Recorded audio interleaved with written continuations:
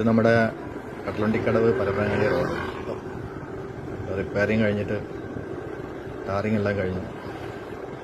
മഴ പെയ്യുമ്പോൾ വെള്ളം നിൽക്കുന്ന സ്ഥലങ്ങളൊക്കെ ഉയർത്തി നല്ല രീതിയിൽ ചെയ്തിട്ടുണ്ട്. അപ്പം നമ്മൾ റോഡ് കേടാകുമ്പം വീഡിയോ ഒക്കെ ഇട്ട് ട്രോളും കാര്യങ്ങളൊക്കെ ഉണ്ടാവാറുണ്ടല്ലോ.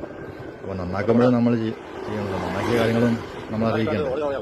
അപ്പോൾ അതിനുവേണ്ടിയാണ് ഇങ്ങനൊരു വീഡിയോ എടുത്തത്. നമ്മളെല്ലാവരും തന്നെ ചെയ്തിട്ടുണ്ട്. റോഡ് പൊട്ടിപ്പൊളിഞ്ഞ് നടക്കുമ്പോൾ